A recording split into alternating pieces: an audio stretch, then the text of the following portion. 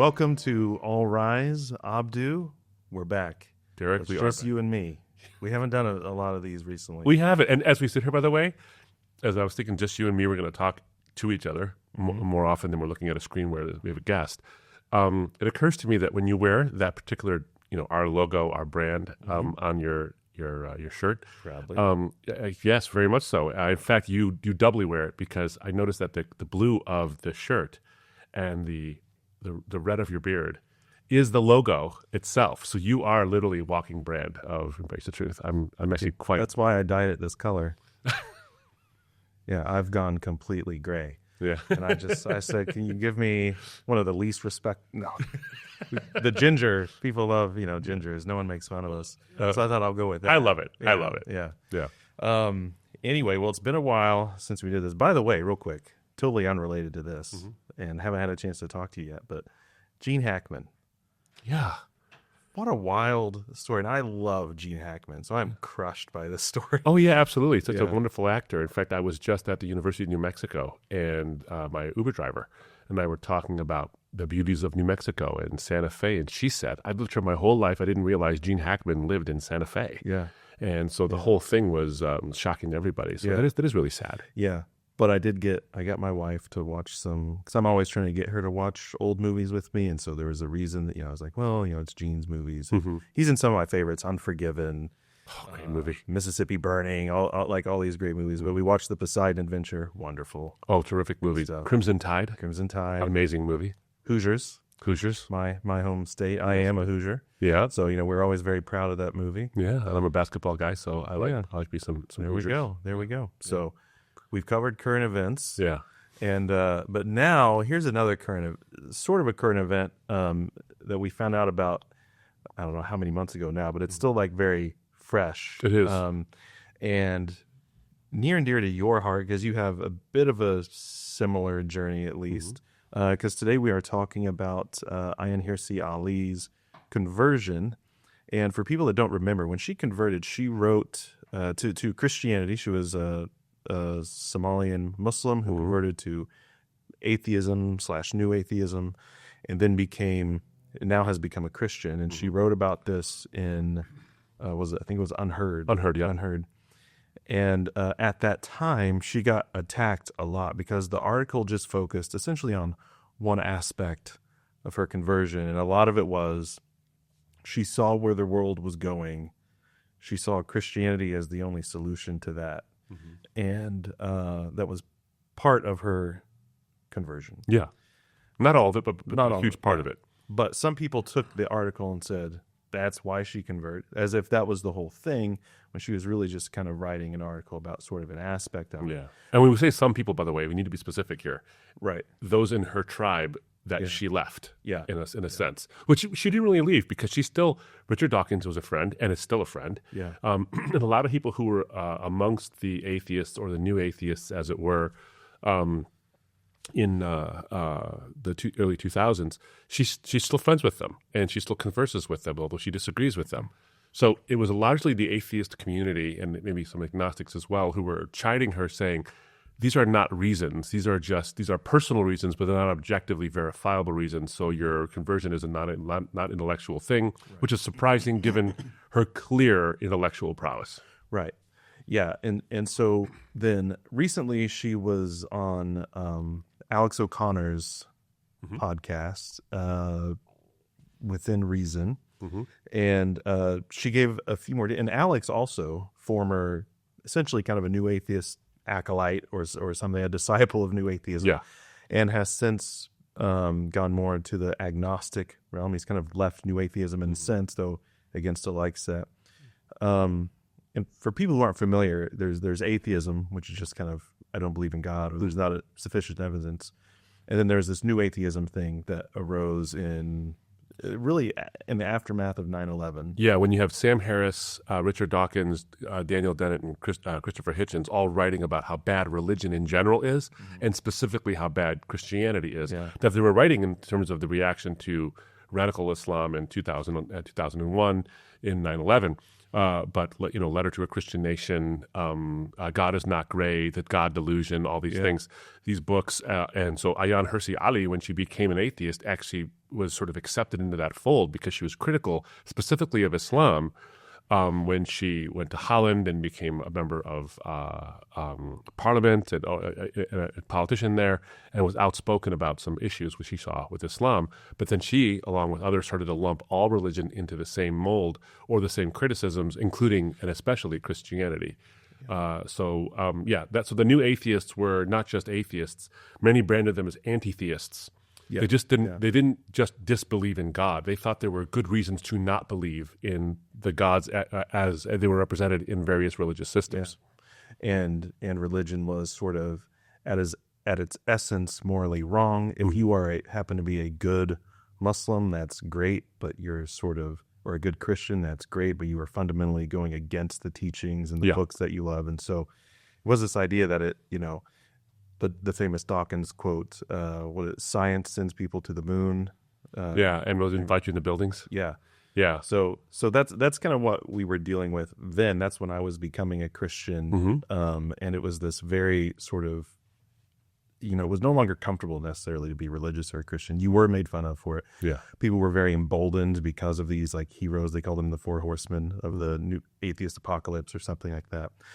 And then, and then later on, Ayan Hirsi Ali comes along, and she sort of becomes she's a horsewoman in a sense, and is very much welcomed with open arms in that world. And Alex, by the way, is interesting because he's far younger than the sort of new atheists of the early 2000s, but he obviously did agree with much of their rhetoric, but he changed the way and I do think Alex is one of the more thoughtful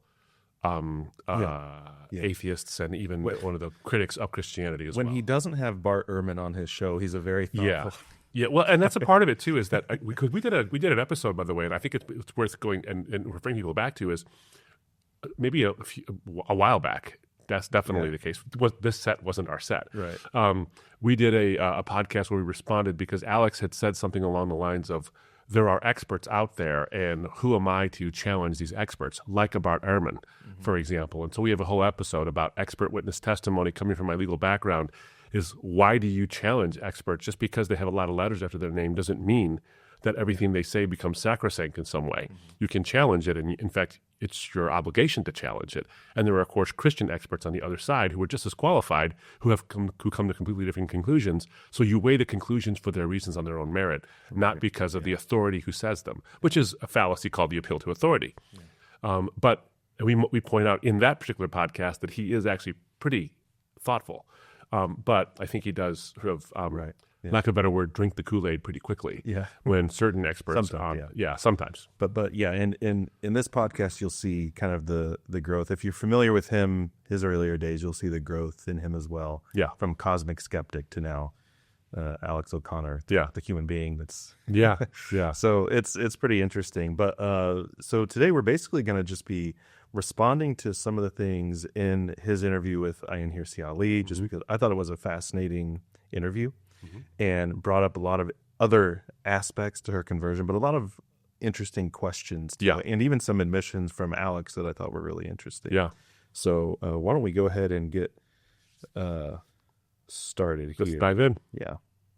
When you came out as a Christian in UnHerd, the principal reaction that I saw from people is that here is an essay that talks about Trump, it talks about Putin, it talks about China, it talks about politics, and mentions the name of Jesus, I think, precisely once, mentions Richard Dawkins, mentions cultural factors, and a lot of people read this essay, Why I Am Now a Christian, and heard essentially a political treatise and thought, is Ayan a Christian for essentially political reasons disconnected from the truth of the Christian doctrine?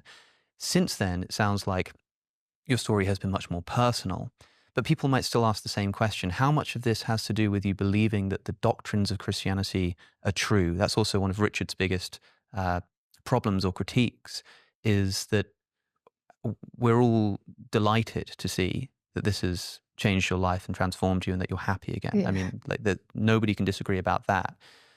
But people will raise this question mark. Do you believe that it's true? Does that even matter to you? I believe that it's true, and it matters very much. And I think also I got a deluge of emails and papers all asking the same question, to what degree is this personal? Is this the political masquerading as personal, in addition to the people who were saying, I prayed for you or come to my denomination. No, I believe it. What I will not do, which is, I think, hard for people like Richard, is take my 21st century brain and explain past century events. But I'm reading a lot. I'm reading the Gospels, I'm reading Old Testament, New Testament, I'm reading the Apologetics. And a world is opening up for me that in many ways I find so fascinating and enriching. And I will not tell you that I can explain the miracles that took place in the past century. I can't explain them, but I do choose to believe in them. And that's a completely different attitude. And having that faith, faith, as you know, you have faith. There's no. This is, I think, where it's important to separate reason from faith. Is I'm not going to prove it, and you don't need proof. You believe, and so having embarked on that path, I find what I read strengthens that faith more and more each day, and it's a pity. And this is sort of a statement to my fellow atheists, to lead a life of constantly fortifying yourself against faith.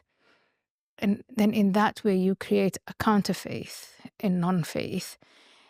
And you don't allow even a tiny opening, because you're creating these barriers around, you don't allow any. We used to say, one thing I liked about the Enlightenment, and I still do, is don't prejudge. Come, to the table with no preconceived notions about what you're going to hear or see. And that's not what my fellow atheists were doing. They were just really fortifying themselves against ever believing. And they had very solid preconceived notions. All right. So there was a lot there, but I was really fascinated by it because you get, again, this thing that, we've kind of talked about a lot, things that you notice from the outside that they would sort of reject if you mentioned it to them. But here's someone from the inside saying, here I saw what was going on. Mm-hmm. Even the whole reason versus faith, the whole building up this counter religion sort of thing. Mm-hmm. But so we can get to that in a bit. There's a lot to get to there, but there's been this major, again, we've talked about the vibe shift, and mm-hmm. you see a lot of it going from some progressive to now liberal, or progressive to conservative. You can sort of be a conservative publicly now, mm-hmm. again. But we've also seen it. There's been a lot more. There used to be all these sort of constant, somewhat high profile former Christian becomes atheist. There was I think Marty Sampson was his name from Hillsong. Mm-hmm. There are all these, happened a lot with some musicians mm-hmm. going that way. There was Rhett and Link kind of made a big platform off of that. The Gungers. The Gungers, but now you see it sort of going in the other way. We've got, Ayaan Hirsi Ali, Russell Brand, Paul Kingsnorth, Martin Shaw, hopefully Tom Holland soon. Mm-hmm. Dennis Quaid has been very open about his faith recently, and a lot of people seem to, the Wikipedia founder. There we go. Yeah. And you could start to, I can see where people could start to think it is just this conservative thing. People are just becoming more conservative. Yeah. And then they become mm-hmm. Christian. Yeah. But I like what she said in here, because it was more than that. And there's a whole journey and a whole story, and that's part of her story. But she said some things that I thought were interesting. Mm-hmm. The reason versus faith thing. Yeah. And that I can't explain miracles, but I choose to believe that they're true based on other things that are making sense. Mm-hmm. And even the idea that I'm not going to try to explain something, a miracle Mm-hmm. in like our 21st century concepts. Mm-hmm. Also a plug for Apologetics. Yeah. Very Thomas Hey, thanks. Nagel of her to say, you know what, Apologetics, it's not so bad. Yeah. Yeah. Nagel was in Mind and Cosmos said that the intelligent design theory and the intelligent design movement needed to be taken seriously because there are some real arguments there and there's real reason behind this. And to dismiss it is to do what Ayaan Hirsi Ali said, was to make fortifications against something because we can't possibly allow it to be the case that it could encroach upon our newfound faith in non-faith. So her talking about the apologetics is important as well, and I think this is terrific. It's interesting because one thing I've really appreciated about Ayaan Hirsi Ali in terms of her conversion is that she went through two worldviews before she came to the Christian faith. And I remember doing a dialogue with an atheist in Pennsylvania where I actually quoted Ayaan Hirsi Ali because this is somebody who went from a sort of Christian-esque view to becoming an atheist. And I said, I want to quote somebody who went one more worldview than either of us. I went from Islam to Christianity. You went from a Christian-esque thing to atheism. Let me quote somebody who bridged the gap between the two of us, is Ayaan Hirsi Ali, who went from Islam to atheism to Christianity. She says that, and this goes back to the need issue, he says that all these questions of life, from the meaning issue, from the purpose issue, from how do we actually have a bulwark against worldviews that want to crash in on reality and make reality moldable to whatever we feel like at the moment, which has incredible consequences. The only worldview that really could have a bulwark against these things was the Christian faith. The Christian faith provided her answers that neither unbelief nor Islam could actually give her in light of the questions we're facing now. That is not an unapologetics kind of an answer. That's an apologetics kind of an answer because when you look at someone like someone who's not a committed Christian as far as I can tell, you look at someone like Jordan Peterson, for example. He has this profound respect and even love for the Bible, and we'll go on and on and on about it. And one of those reasons is because he finds this document, which I think he just basically chalks up to the greatest collection of wisdom, of the accumulation of human wisdom that there is in one spot. I think it's more than that because I don't think that a timeless wisdom that applies in centuries before Jesus, during Jesus's earthly sojourn, and then centuries after, is not the kind of thing that's just the collective wisdom of a bunch of people at this one particular time. Somehow it applies all the time, even in a highly technological age, even in a highly social media age. All these things, it applies all the time, which suggests that human wisdom, which is typically, and in every other area of life, limited to the time with limited applicability. It's broadly applicable to the time it was written, but it's got limited applicability outside of its time. Right. Yeah. Why is this Bible so applicable all the time? Because that gives you at least a hint, and this is an apologetics thing, and I think she's hitting on this. That gives you at least a hint that this book, which seems to be timelessly relevant, was inspired by a timeless being, and not just a handful of shepherds and some fishermen. It seems to be that kind of level of power. And so when you see someone like a Peterson or Ayaan Hirsi Ali or someone once told a friend of mine when they were talking about Jesus, as an atheist, a prominent atheist in England said, one thing about Jesus is that he certainly was not a product of his time. Well, that's amazing for him to concede that. This is not a need-based argument. This is not an emotions-based argument. And the reason she came to faith, as elucidated in UnHerd, and there's a lot more, there's personal reasons as well, there is an apologetic argument there that isn't just simply this satisfies a need. There is something rational. There is something reasonable about expecting a worldview that is true to also satisfy a legitimate need all of us have. We can get to that later. Well, and that even is, to me, it's this notion that Christianity and Christ draw in the whole person, and the person has emotions, and being created in the image of God, there are, you have to, there's this notion that these things are proper. There's a God who loves eternally, who is love eternally. So there's this, you're not just this mind, and because you can, by the way, there are things that if you don't hold your reason in check with other things from your emotions, from your, let's say your spirit, if people are willing to concede that, then you can rationally decide, I'm going to exterminate these people because rationally I'm a Darwinian enthusiast, and it makes sense to protect the species by exterminating this group that I don't like and I think are terrible, all this stuff. Yeah. That can be something you come up with that's purely from your reason. This is why Chesterton, I think, said the madman isn't the person who has lost his reason, but the one who has lost everything but his reason. Yeah. Reason has to be held in check by emotions. Emotions has to be held in check by reason. And I think to say like, oh, that's just an emotional argument. And I think there are people who, from the skeptical side of things who do that, even sometimes from the conservative side of things. We've talked about it before. You've got the Ben Shapiro, facts don't care about your feelings. In our culture, a lot of people are very emotion-based. So it is like, if I feel this way, that's got to be true. So I don't want to be a Christian because I feel it's wrong because it doesn't agree with the lifestyle I want to live, doesn't agree with what I think socially is true.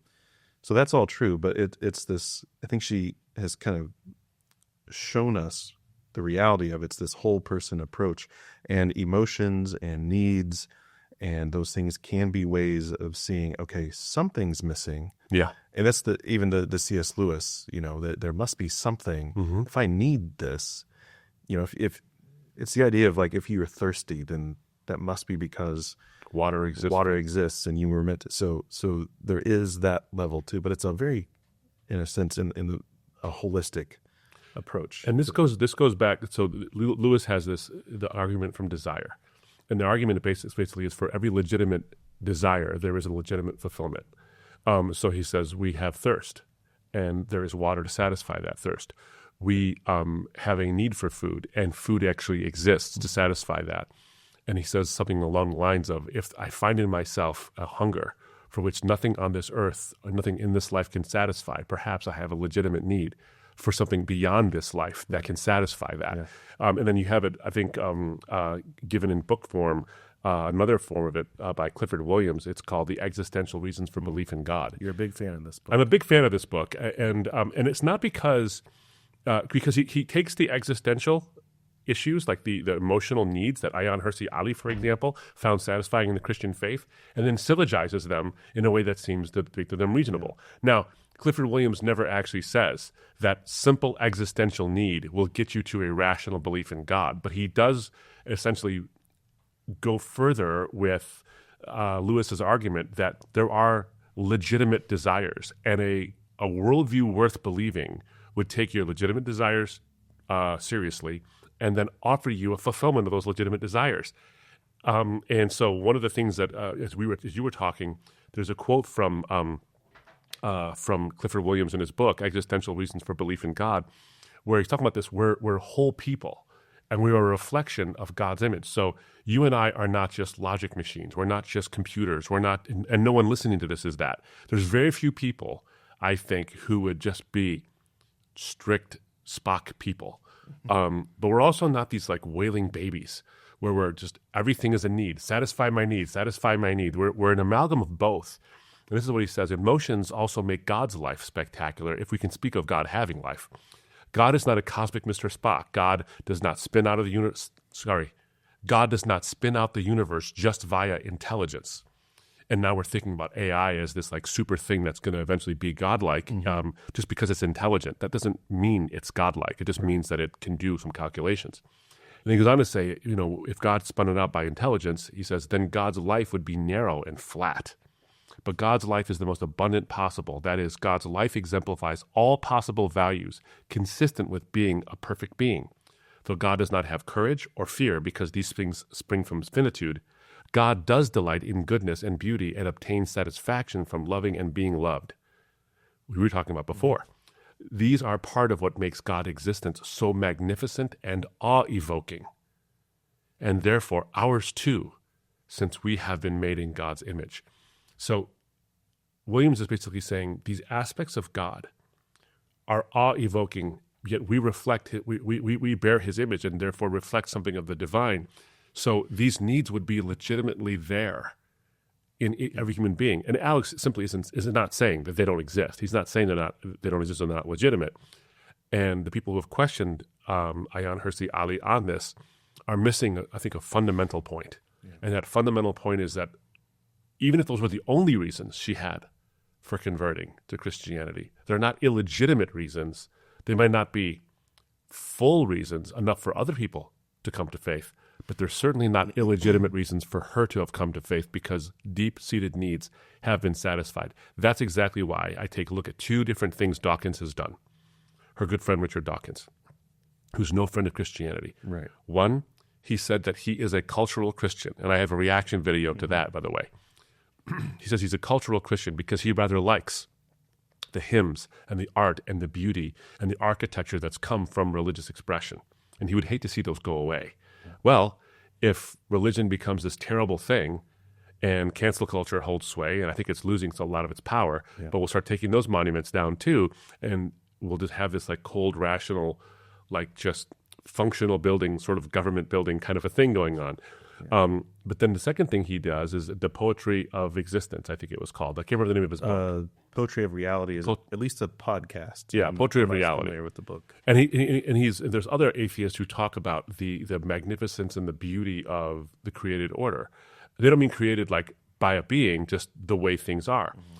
In other words, they find a need to infuse beauty and awe into that which is an accident.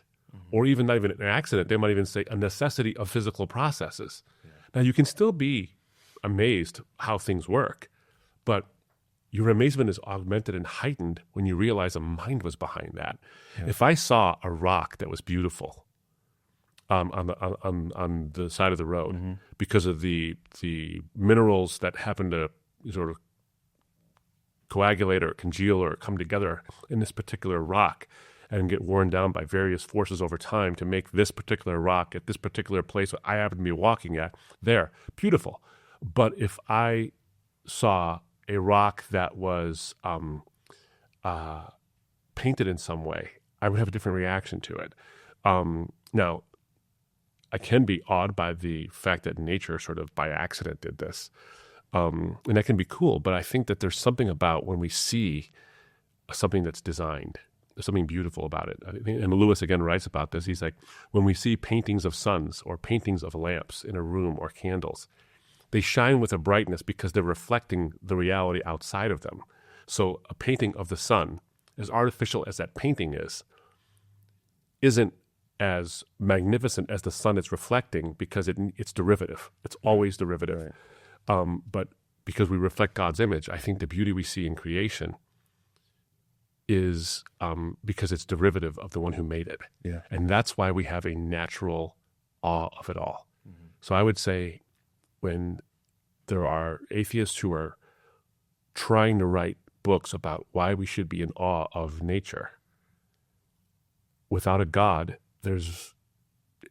I would say you can have awe, you can have the awe, but the awe signals something about you're appreciating the inartificiality of the way this thing was created in the first place. It's just not an accident. Yeah, I think we'll get into some of that too in this next clip because there is this push that we may have addressed partially in the past of, because what you're talking about, we want people to really embrace the beauty of nature. Mm-hmm. You know, we saw this in Neil deGrasse Tyson's Cosmos. Like, isn't this wonderful? It's almost better this way if God isn't in the picture.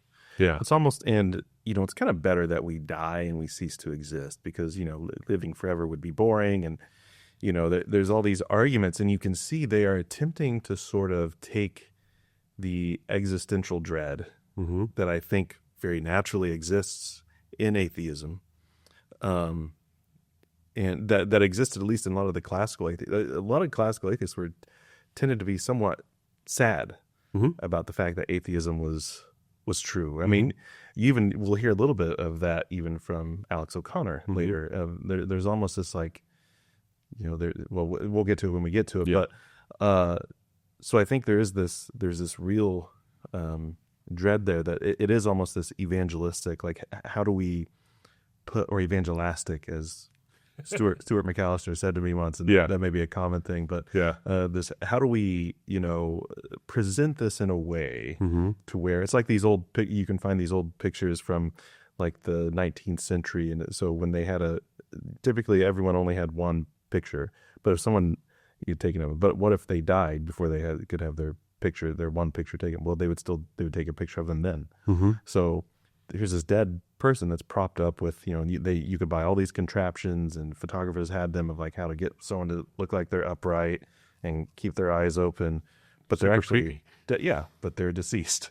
And so it's almost that like, how do we make this look like it's actually this vibrant living thing, when really the reality is it's just a belief system. So you just hit on something I think really important before we move on.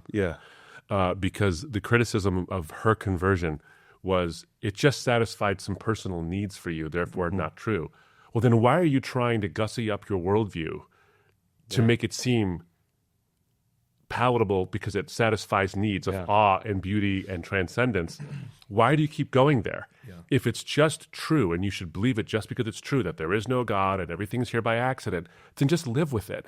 Don't try to gussy it up. You're accusing her of believing something because it satisfies a need, and yet you're constantly trying to satisfy those needs that your worldview actually doesn't satisfy. Right.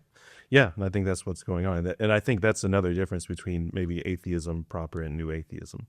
Is this desire to do that. Because there are some who still say, it's just depressing.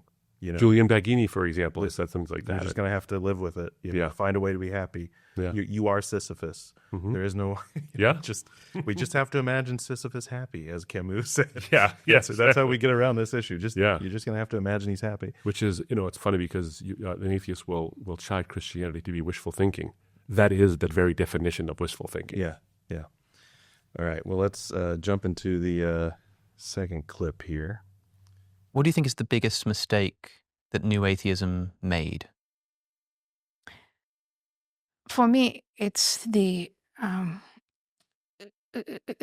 statement that all religions are the same. They are not. I grew up as a Muslim. I'm a Christian now.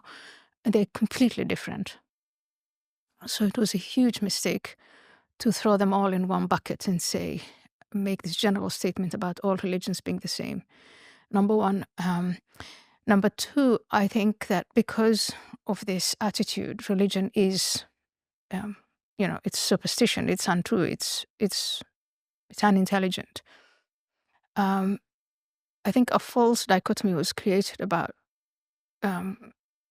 you can either have faith, you can be religious, or you can be a man of reason, but you can't be both.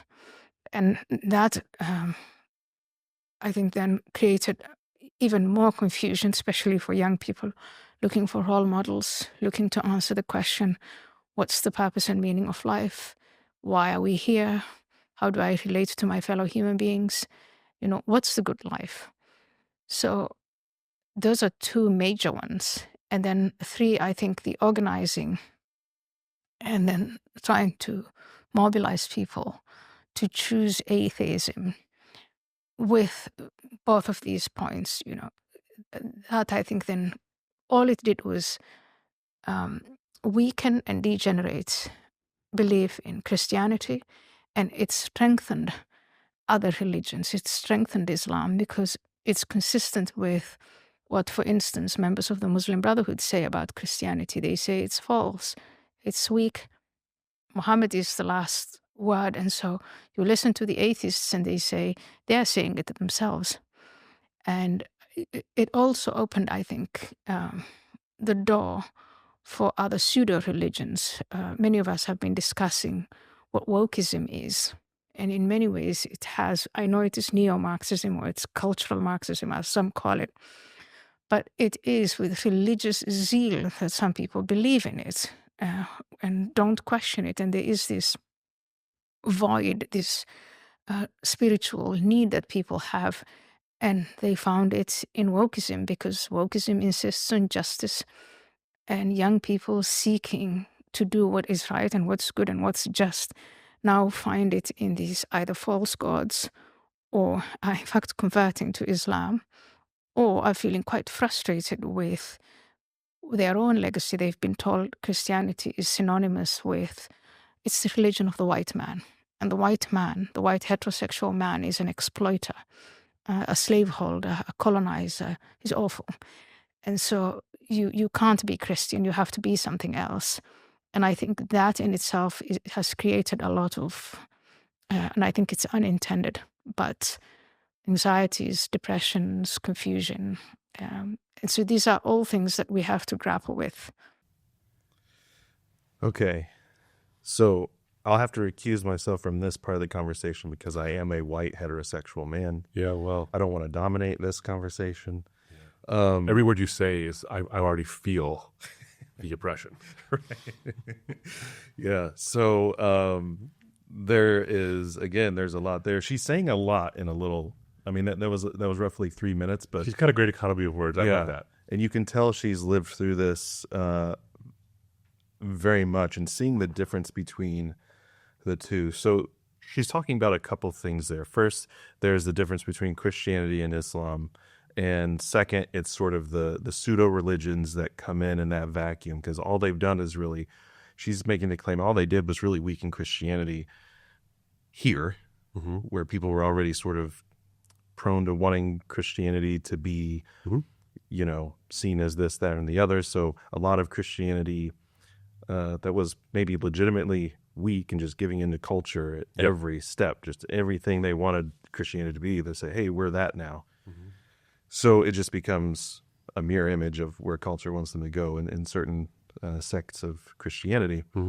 So we'll get to that. But what do you think first of because, you know, it was interesting. Jordan Peterson posted a video not that long ago where he's kind of coming out on this thing now too. And he's saying, you know, we often talk about how, you know, we're starting to become more comfortable talking about, you know, all the sort of the good values, the ethics, the morality we have in the West that comes from Christianity. Tom Holland is to thank for a lot Dominion. of this. And Jordan Peterson was doing this video, and he said, but if you look at these countries that are historically Muslim, a lot of them, you see something different. And when a community moves into an area, and at first they can be very peaceful, but then over time they might try to, you know, institute Sharia law. Or we've talked about, you know, there's a woman who works with us who went to France and in Paris, and there's a place don't go down that street. There's this influx of, and it could just be cultural, but it's this certain Muslims from certain countries moving into certain areas and just taking it over and turning it into something else. And obviously there are very good Muslim people in the world. Yeah. They're in your family. You love them very much. But what do you, I mean, what she's saying, there was definitely a difference. What do you think she means by that as far as theologically, socially? What is she pointing out? Well, hey, friends, thank you so much for joining us for this episode. If you want to get more content like this and help support the ministry, a very easy way to do that is just to subscribe to us. Click the bell so you get notifications. Like the video, comment, take part in the conversation. And for those of you just listening to this and not seeing our beautiful faces live, you can just follow the podcast and rate it. That will help us get the word out. We thank you so much for taking your time to do that. God bless. Well, I think she means all that, actually. So this is interesting because you started talking about how Christianity became in Western tradition this malleable thing that was malleable to the culture itself. And, you know, we have John Shelby Spong or all these people who write books like Why Christianity Must Change or Die. Right. Which is, yeah.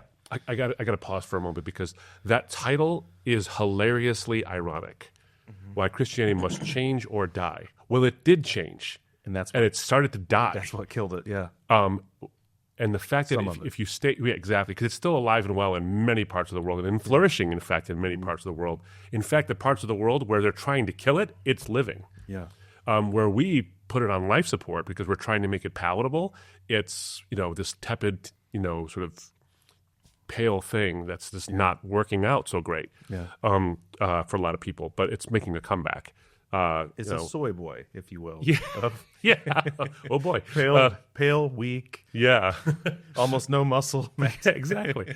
But a la Justin Brierley, there's a comeback that's being made in the West. Yeah. When you look at Brierley's podcast, The Surprising Rebirth of Belief in God, it's pretty encouraging actually. But that rebirth had to happen for a reason. Mm-hmm. And I think what Ayaan Hirsi Ali is pointing out is that with the new atheism and various, so you had the new atheism which attacked Christianity. Then you had the accommodationists who wanted to accommodate Christianity so that it was palatable to people who just didn't feel comfortable with some of its claims. And so you take those two things together, the criticism of it, the wishy-washy malleability of it, then you have this strong, very heavily populated, confident religion come in. Mm-hmm. You're going to have a sea change culturally. You're just going to. Whether it's good or bad isn't the point. The point is there's going to be a change. Now, it happens to be, in some ways, some pretty serious issues.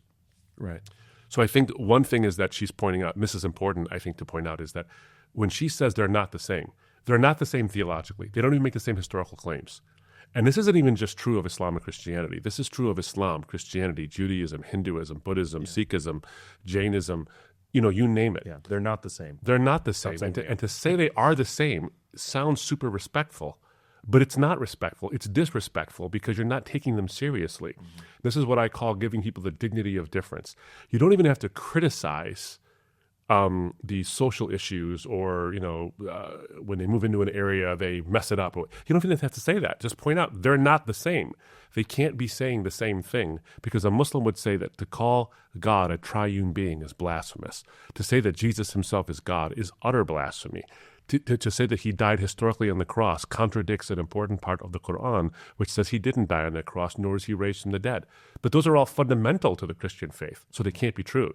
To say that Buddhism and Hinduism, which share a lot of tenets, including karma and reincarnation and all these things, to say they're the same ignores the fact that Gautama Buddha actually rejected the Hindu idea of the self, which is fundamental to the idea of our ascendancy to divinity. Mm-hmm.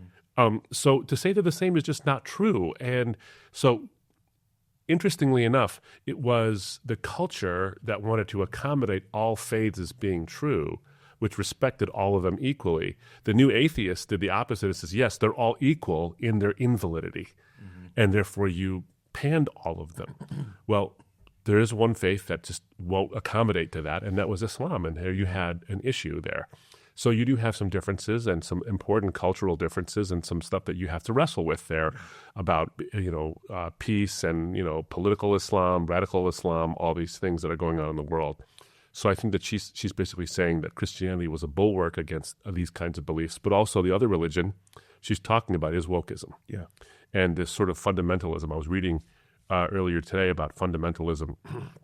I think it was Jens Zimmerman in Incarnational Humanism, me too, who said that fundamentalism hates complexity.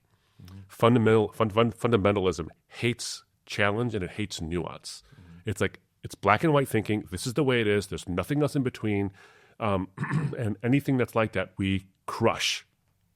What is cancel culture, wokeism, and yelling at people and berating them? I mean, I think of the one, for example, in terms of the wokeism things, where there's this woman who agrees with Black Lives Matter, who agrees with all these things. There's this video of people shouting at her, say it, say Black Lives Matter. She believes, one, in the concept that Black Lives Matter, and I think, if I'm not mistaken, she wasn't even opposed to the movement itself, but she refused to say it because they were trying to make her say it. So that is fundamentalism. This person agrees with you, and you're angry because she doesn't agree with you enough.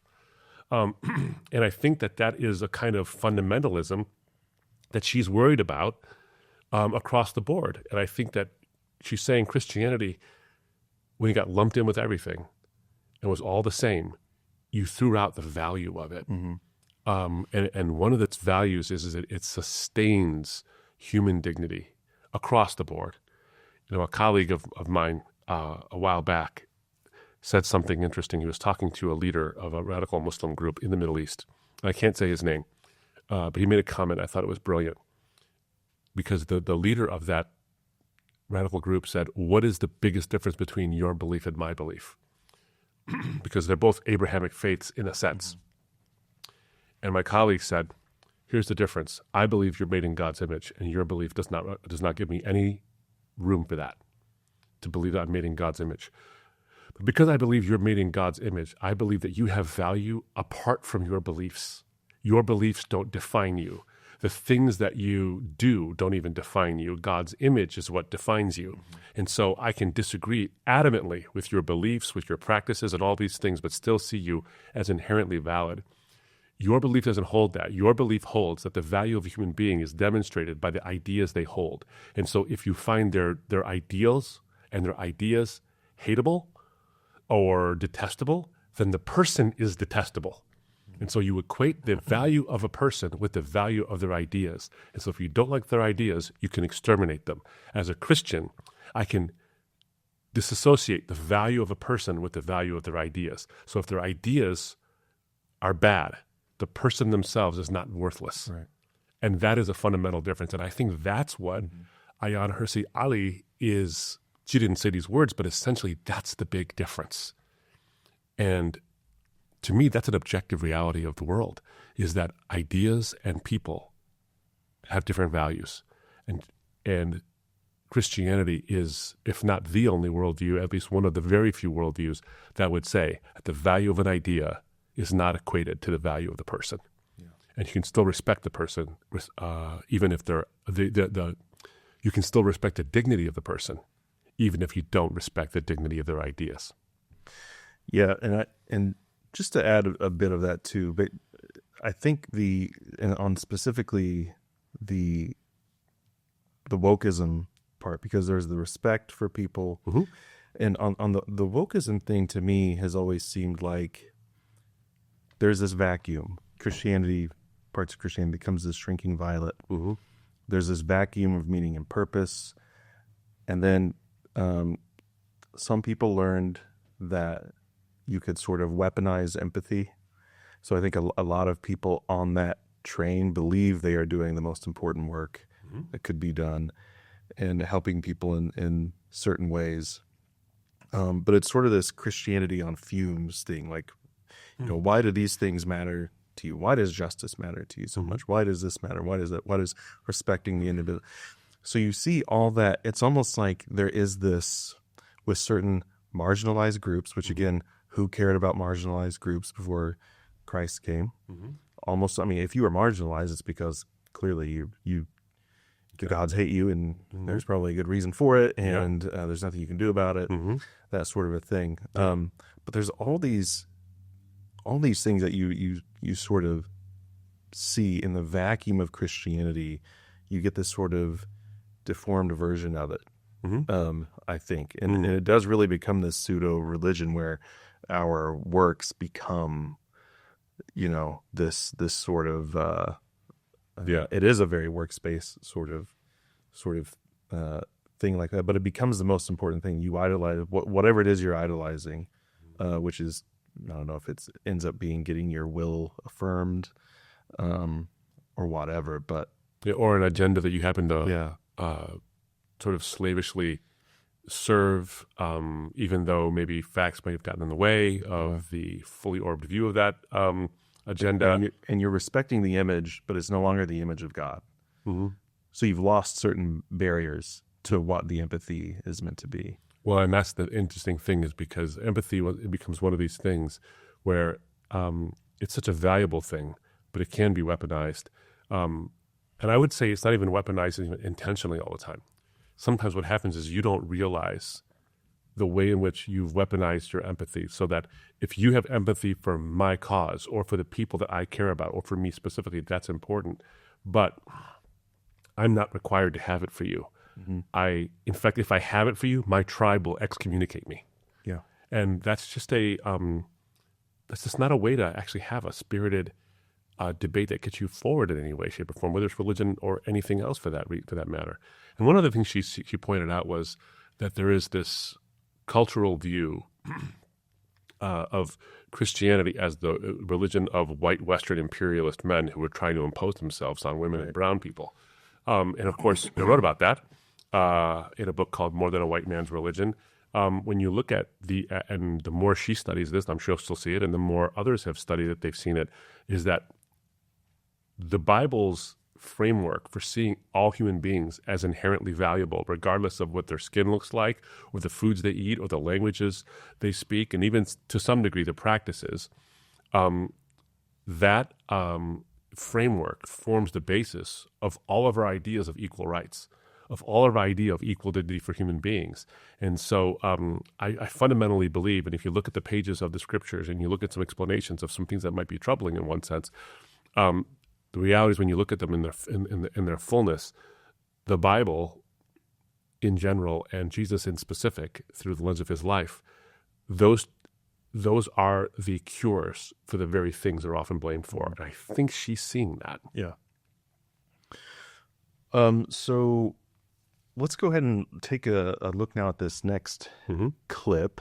But I think we have to go back to this idea of, as human beings, we're much, much more complex than just the material. The atheist assertion, we're insignificant, we are nothing. I forget what Richard used to say about, we are so, he said, I forget the exact quote, but it amounts to... blind, pitiless indifference. Yes, and we're no more... What was it? We have no more significance than some kind of organism. Right. And that's just not true. Yeah, so we've already touched on this a bit. We just talked about the image of God, and there was a beautiful illustration too of what's the difference between this faith and the other. But this I've written about a little bit before too, as just part of looking at scientism and looking at Copernicus, because there's a lot of myths about Copernicus, and there's a lot of religion making in scientism. And one of these core beliefs, which is odd, because again they are trying to sort of get a little bit better looking cosmetically in recent years, but there is this idea of like, we are completely meaningless, and this used to be like the hard truth that they would tell people. Yeah, pale blue dot kind of a thing. Yeah, and they thought that they got this from Copernicus, because Copernicus famously, the universe is heliocentric, not geocentric. Or not the universe, this galaxy, and the idea being that the Earth revolves around the sun, not the sun. Let me say that again. The idea being the Earth revolves around the sun, not the sun around the Earth. Yeah. So the Earth is not the center of existence, the sun is. And the fascinating thing is that I think it was about a century after that, people started saying, look, Copernicus dethroned humanity, and now we know. No one thought that at first. The church didn't have a problem with it. For the Catholic Church didn't seem to have a problem with it at first. He was supported by Catholics at the time, by the Catholic Church. And what was actually going on is within the worldview of Aristotelian metaphysics and cosmology, actually being the center of the universe, being at that point of the universe, was not like you were being exalted to one thing or another. Right. That was actually, it was almost like the basement, or where all the junk of the universe would roll down into. Yeah. So to be in the center, it's like being the center of a drain. Right. Yeah. It was a disgusting place to be. So it wasn't like moving the Earth out of that was demoting the Earth. If anything, it made the Earth look better. So there's that part of it, but nothing he never said anything about how special or not special the Earth was. So, or human beings. He would have believed they were special because he had theological beliefs, because Copernicus was himself a believer. But they've turned it into this odd thing throughout the centuries of, well, we get this from, the Copernican principle is synonymous with human beings don't matter that much. Right. And so there are a few things, just based on that, a few things I found that I thought were interesting, because Howard Smith, who's a senior astrophysicist at the at Harvard Smithsonian Center for astrophysics, he pointed out that the alleged insignificance of human beings posited by scientists like Stephen Hawking, who had this famous phrase about how insignificant we were. It comes from, quote, a worldview that presupposes such insignificance. Yeah. No doubt bolstered by devoted faith in Darwin's theory of natural selection, by which humanity is the meaningless product of evolutionary processes. And I found it, as I was thinking through it, I thought, but we know from just what we've observed scientifically, what we can observe in the universe, that it's very difficult for life to form and survive. We had to talk with Dr. James Tour about this. You know, it's very hard to, no one's ever recreated life in the lab, no matter how much they say, because we know how difficult it is for life to, one, form and then survive, let alone intelligent life. It can reduplicate itself and recombinate DNA and all that stuff. Do all the things that it needs to then, not survive beyond itself, because everything is going to die in that sense. So, so even in this post-Copernican world that a lot of scientists live in, it becomes illogical to speak of our insignificance or lack of being special.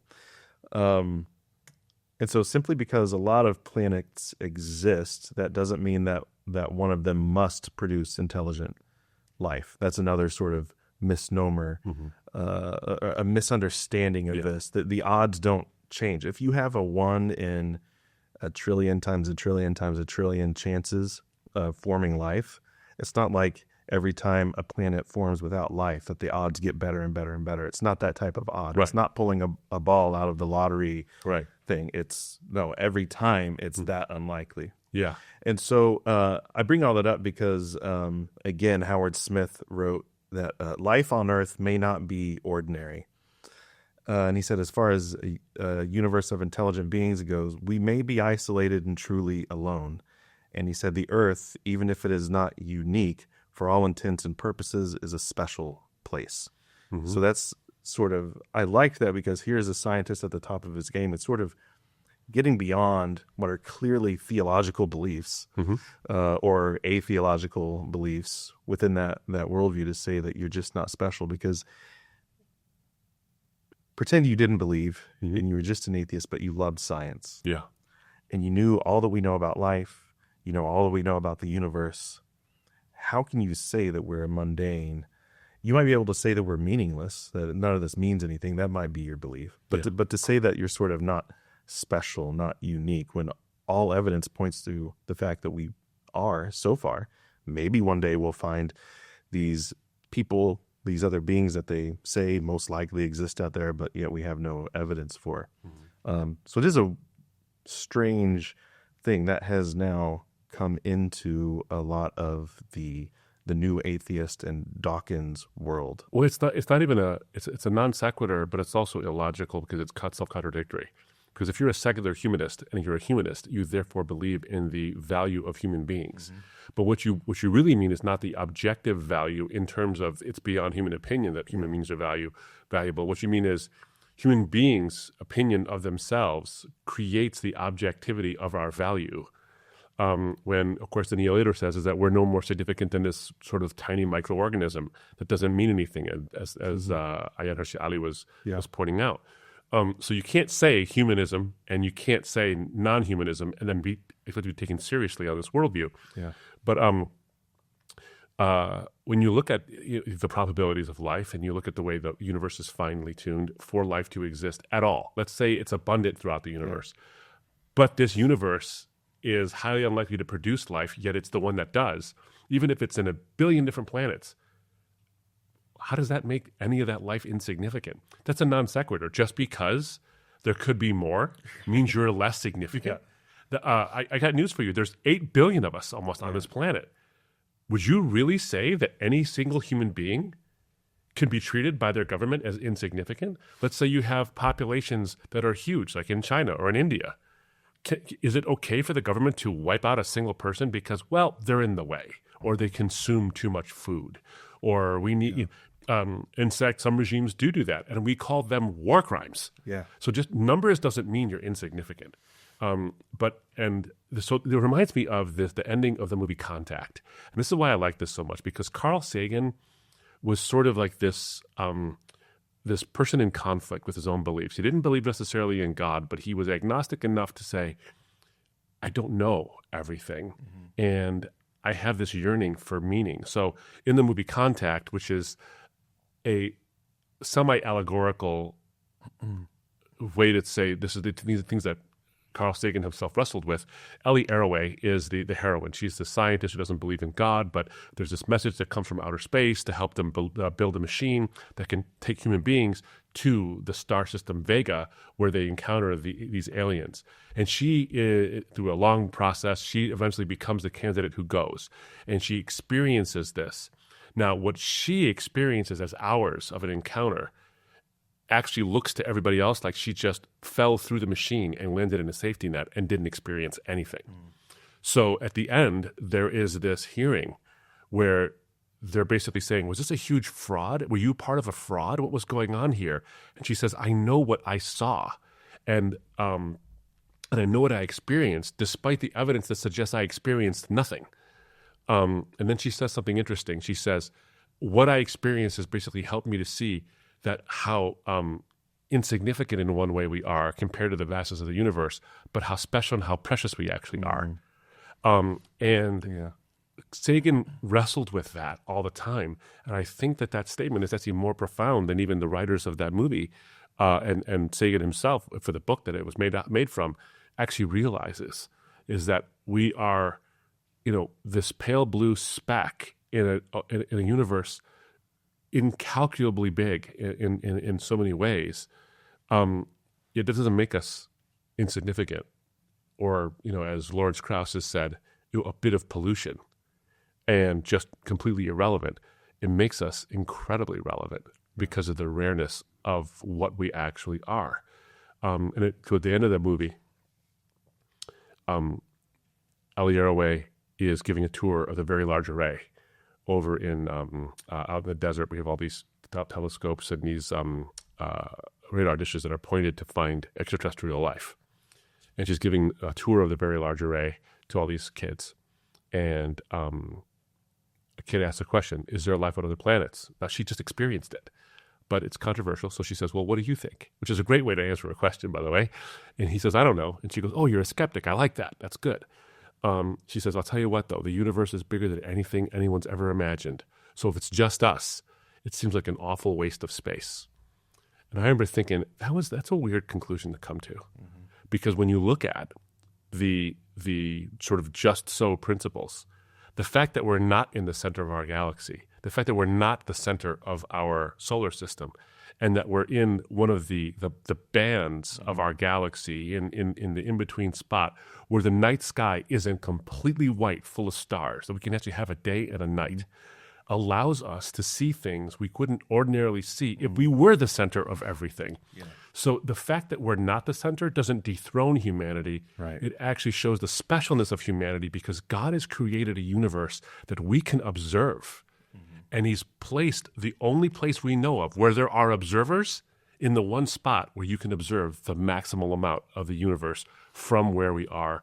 Proverbs 25, verse 2, it is the glory of God to conceal a matter, and it's the glory of kings to search a matter out. Is that God conceals enough things from us, not so that we'll never see them, but so that we will perpetually delight in the discovery of finding out what it is God has concealed, so that we are revealed his glory bit by bit, but he's placed us exactly in that spot.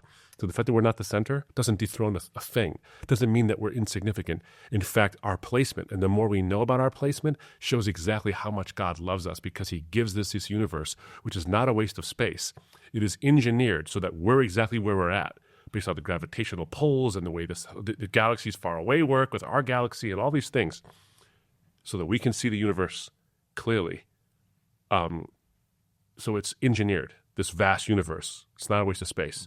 But also, what about God as being an artist? What about him just showing off? What about him just liking to create stuff? And he creates all this stuff. And James Webb is revealing to us the artistry of this creator. And that is the poetry of reality. There we go. That's a mic drop. Take that, Richard Dawkins. But that reminds me, Kepler essentially said that too. It came just, a little bit after Copernicus, but he was saying, we're basically on this ship moving through the universe, and we've been placed in a certain way as if we have been here like we are fundamentally created as explorers and discoverers, because we were put in this special place to be able to see the night sky. And it makes me think too of your last line there about Alexander Schmemann wrote that, we're not just Homo sapiens, the wise man. We're not just Homo faber, the working man or the creating man. We were created fundamentally as Homo adorans, the worshiping man, the adoring man, the one that's sort of to your point there. God is just, sometimes I think he's just an artist, and it could have been one way or another, and he made it a beautiful way. And so that's just good stuff. Yeah. Well, let's go to this final clip here, where Alex says something very interesting. You said before, I choose to believe. It sounded to me as if you'd been convinced by your personal experience that there's something, and Christianity resonated with you on like a moral level or on an existential level, then faced with this worldview that comes packaged along with it, that there was a man who was born of a virgin and died on a cross and exited a tomb, that you choose to believe that. A lot of people will look at that not so much with criticism, but with astonishment. I mean, my listeners know that I'm somebody who would love to be a Christian. I'd love for it to be true. How do you choose to believe in something? But when it comes to the truth claims, is that something that you can just choose to think is true? Well, of course, I prayed, and like I said, in praying, I felt a change. I felt an energy. I felt a sense of calm and peace.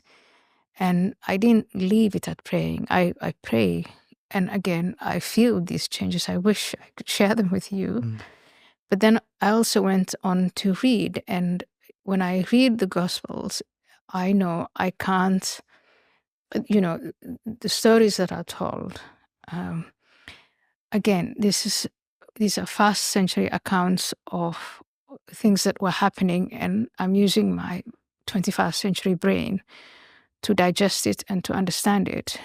But if we say miracles are really extraordinary things, because if they happened all the time, they wouldn't be miracles, then I choose to believe, and I choose with the force that I feel, the calm, the peace, the stories. I see a great deal of consistency. And then on top of that, it's watching, and for me, this is an empirical testament, is the communities, the societies that build their lives on that faith and live by those laws tend to be happier, more prosperous, more connected. And yeah, look, I've only been a Christian for 2 years, less than 2 years. So, but to clear up for those who are familiar with your piece on UnHerd and hear your personal story, you do believe in those truth claims, in the resurrection of Jesus. I totally choose to believe in the resurrection, yeah. And also the story itself and what it tells us. A God who died for our sins so that we are forgiven, so that we can live. And I think it's extraordinary. It's such a beautiful and amazing story. I've got the chills talking about it. Yeah, that's a beautiful thing. And one of the things I wanted to mention here too is just, there is this point, I think, that a lot of people, they do live the unexamined life, I think is what happens a lot. And you don't know it until you're like an Ayan Hirsi Ali or even Alex or a lot of people who I have to examine my life. And I think there's a lot of things that, and she's already alluded to with the bulwarks that new atheism would create around itself. But this you need to question, I think, why do you think the things you do? Why, what you call common sense, why is it common sense? Why do you assume this could or could not be true? You're saying it's because, I assume a miracle couldn't be true, or it's not realistic. Why do you automatically assume that? And a lot of times I think what people don't realize is they have been so influenced by the world they've grown up in that when you come to something extraordinary, you're just rejecting it, and it seems rational to you, but it's just as emotional of a reaction than anyone else who's being more clearly emotional. It's a revulsion to something abnormal. And that's all. It's almost physiological more than it is intellectual. I would say, pause it, don't forget your thought. No, I don't want to forget my thought. Is when you say that, it's so important for us to recognize a couple of things. One is what you're not saying essentially is that if you see something extraordinary, you should automatically assume it's supernatural. Right. But you should automatically not assume that it's not either. In other words, keep an open mind to what this could possibly be. And so the believing person, someone who believes in something supernatural, might see something extraordinary and say, oh my goodness, only God could have done it this way. This is so amazing. The skeptic might say, there's no way. Or a skeptic, well, actually, technically a skeptic would say, I don't know yet. A cynic would say, there's no way. Right. So, and I often make the distinction between a skeptic and a cynic. A skeptic is somebody who doesn't believe until there's enough evidence. A cynic is somebody who won't believe even when there is. And so if you can approach a miracle or something extraordinary with an emotional response that automatically pulls you towards that's miraculous, or an emotional response which automatically repels you from the possibility that that's miraculous. And I think what I love, and I didn't say this before, but I should have said it before, is as brilliant a person as Ayan Hirsi Ali actually is, and as brave, honestly, as brave as she's been, considering the things she's been willing to weather, there's an incredible humility when she speaks that I think a lot of Christians, especially in our field of apologetics, could benefit from. If I were to actually have her ever speak at something to apologists or to people who want to be apologists, I'd say, could you speak on epistemic humility? Yeah. And saying things like, I've just been a Christian, yet you're willing to talk to Alex O'Connor, who knows how to talk to Christians about this stuff. That's pretty amazing. Yeah. And the way she speaks about it is something else. But I just wanted to inject that because I think it's important that we recognize, we have enough introspection to recognize sometimes we accept things as miraculous because we want them to be, and sometimes we reject them because we don't want them to be. Right. And desire is as much of an influence on both of us than anything else. So you can claim you're super rational, and I only believe things for rational reasons. But we just know from all the rational and empirical data that that's not true. Right. That's not how humans act. Right. We got to recognize it in ourselves. Yeah. Well, I think too that was, to that point. I mean, one of the things that Richard Dawkins has said is, sort of the bravest person he ever saw, the most courageous you can be, is he was at, I think, a conference once, and someone who had sort of built his life on this theory, this scientific theory, heard someone present on something else, and he came up at the very end and he said, I think you're right. Yeah. So he changed his mind. And he said, boy, that's the... Now, I'm assuming he's not saying now, Ayan Hirsi Ali, how brave and courageous of her. She's such a great human being because she's now a Christian, because she was willing to change her mind on something that when she had built her life on, this other thing. But she's essentially done what he said. But I think in his mind, it's either, changing her mind on a scientific thing or becoming atheistic. I don't know that he would give her the flowers that he was attempting. I mean, he has said things like, she is my friend and don't make fun of her and all that. Right. But at the same time, but there's this,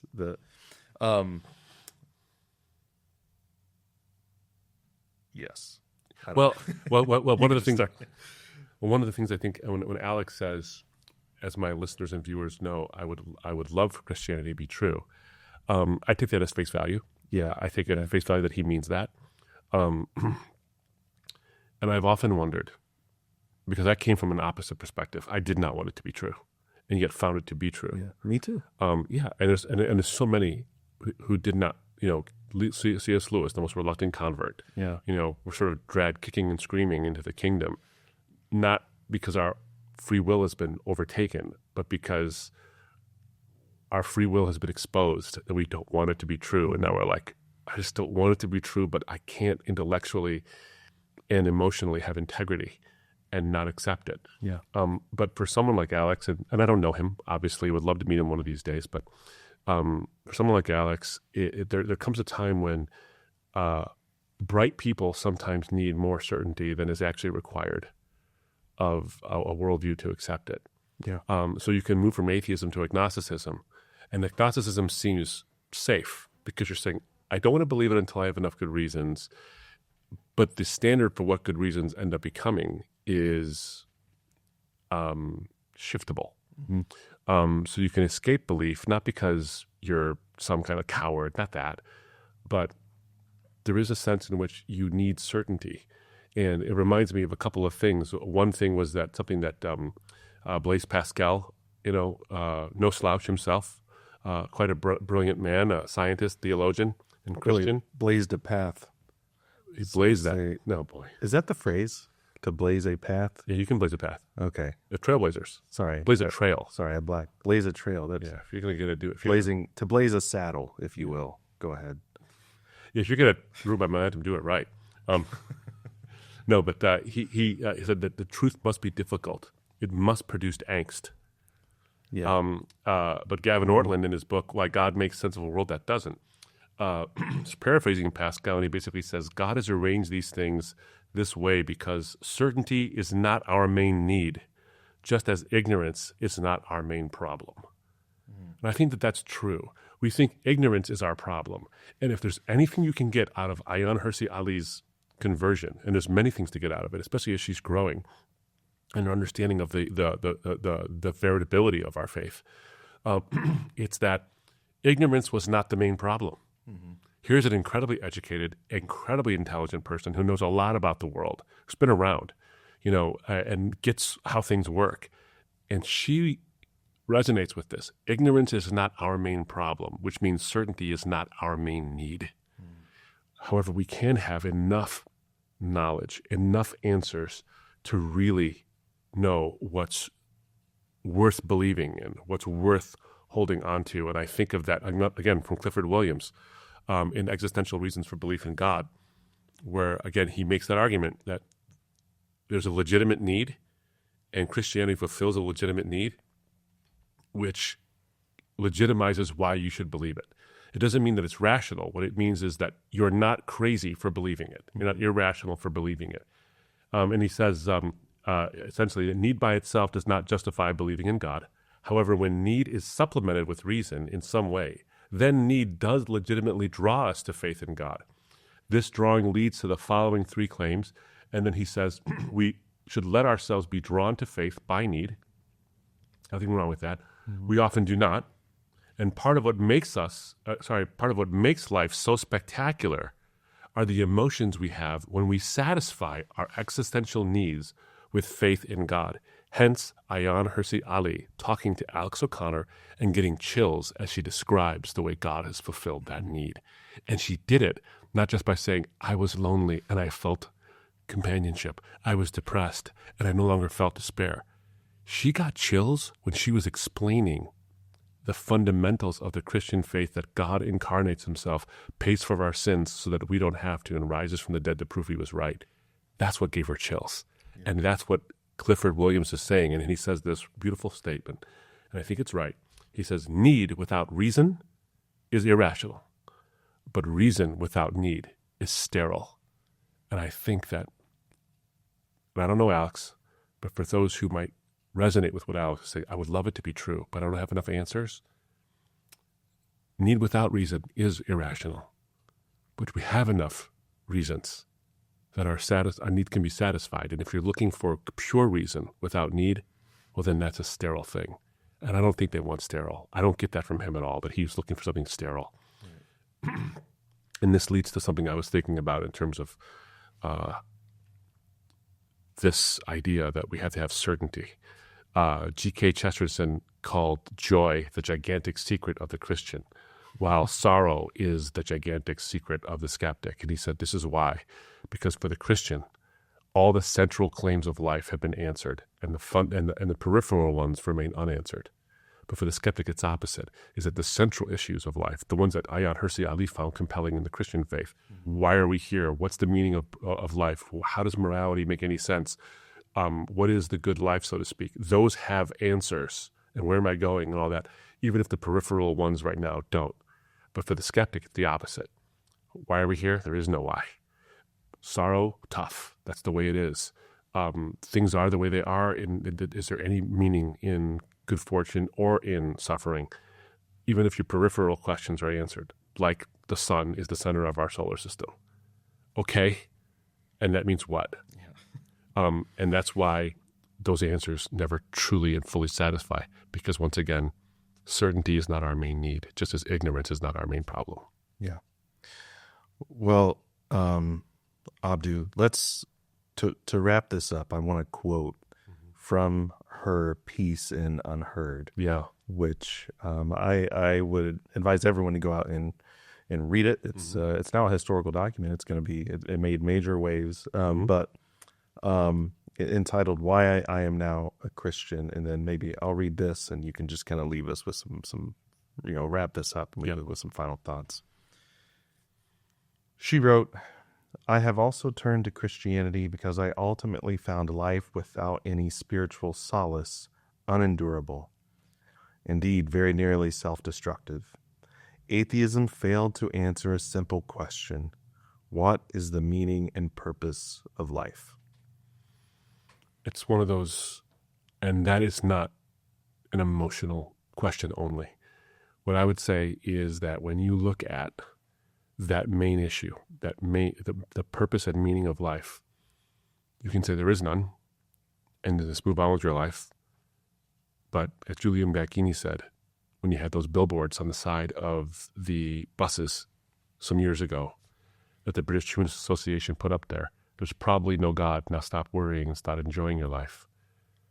He said, can you really tell parents who lost a child to suicide after years of depression to stop worrying and enjoy their life?